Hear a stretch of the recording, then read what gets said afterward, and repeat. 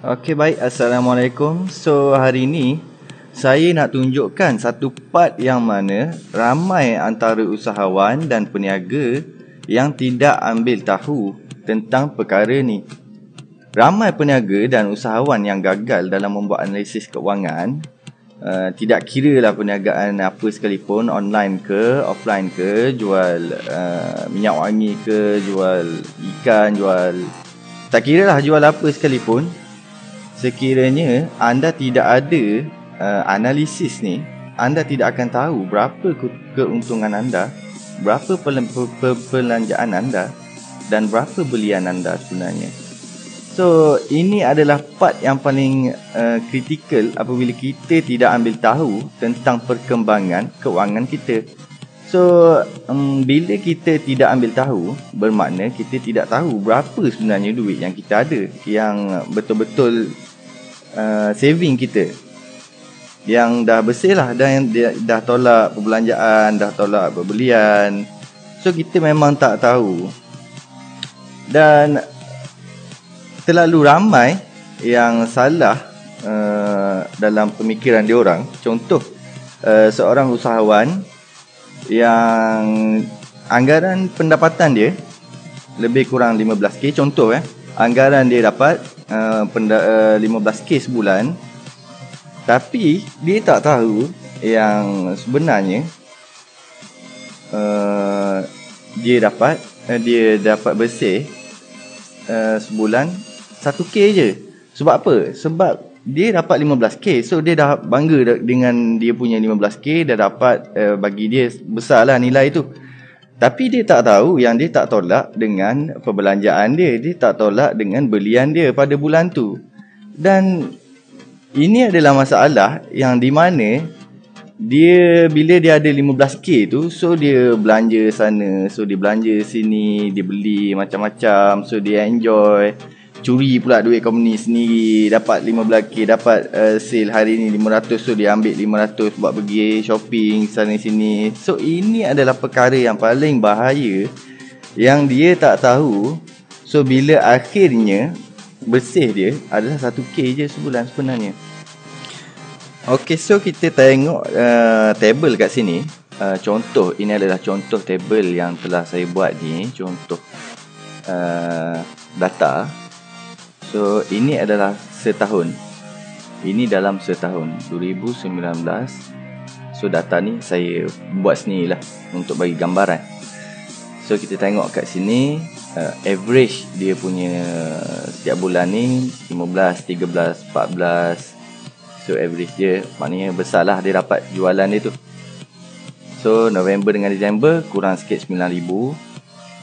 So kita boleh tengok kat sini, kalau korang gunalah, kalau korang ada sistem analisis ni, so korang boleh tengok sendiri automatic. So data-data ni dia akan collect daripada kita punya sheet jualan ni.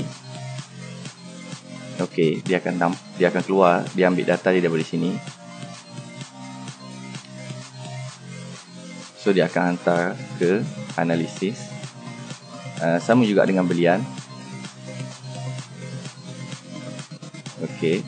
So data ni bila kita dah masukkan belian kita, kita dah masukkan jualan kita dah masukkan perbelanjaan kita, so automatik dia akan hantar ke bahagian analisis ni. So kat sini lah korang boleh tengok sebenarnya korang punya perniagaan tu untung ke tak untung sebenarnya melalui analisis ni sahaja. So kalau kita tengok dekat sini, dia dapat Januari, ini yang saya katakan, Januari dia dapat 15,000. So which is besar lah untuk sebulan. Tapi dia tak tahu yang perbelanjaan dia dengan belian dia tinggi. So kat sini kita tengok belian dia Januari 6,500, so perbelanjaan dia 7,000. So belian ni adalah dia beli stok-stok ke, dia beli untuk jualan dia balik.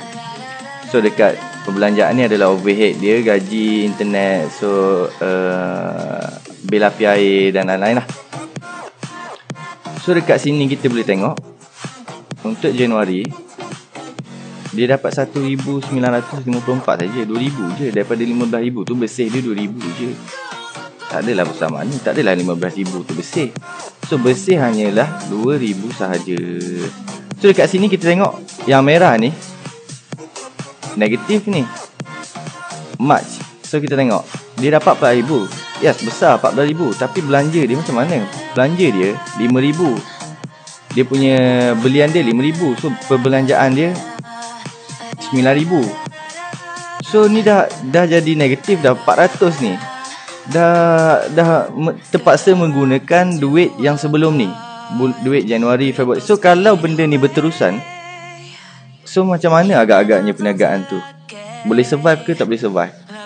Sebab tu korang kena ada sistem ni, yang mana bila korang dah tahu sale di sini sikit, so belian sale banyak 15,000. So belian dengan perbelanjaan yang tinggi, so janganlah enjoy duit tu. Yang kedua, kita boleh tengok apa yang tak penting, apa yang penting.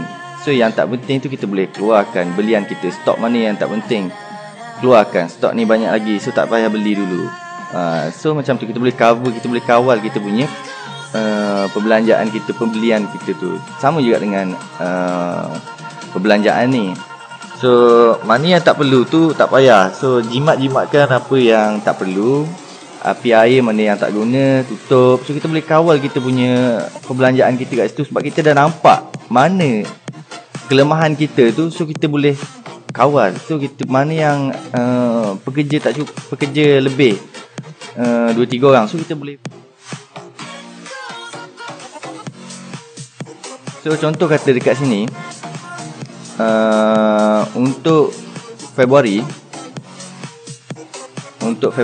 so kita try buang. So kita dah reduce cost, kita dah tahu dah. Sebab bulan Januari ni kita dah tengok kita untung 2,000 je. So dekat sini kita dah reduce, kita jimatkan api air kita. So kita jimatkan pekerja kita, mana kita ambil yang kita perlu sahaja. So kita jimat, kita guna. So kita ambil, assume je lah. So dah untung sini 5,000 dah. So apa yang saya nak bagi tahu kat sini adalah bahawa benda ni adalah sangat penting. Kita kena tengok benda ni adalah sangat penting. So kita boleh tengok bisnes kita, perjalanan kita ni macam mana ni setiap bulan ni. Setiap bulan ni kita dapat untung ke, kita rugi ke. So benda ni sangat penting. Ramai yang tak ambil peduli tentang benda ni. End up last kali tak tahu duit tu pergi mana. Duit sale, last kali dengan sale tu pun tak ada, dengan belian pun, belanja pun lebih, last sekali tutup.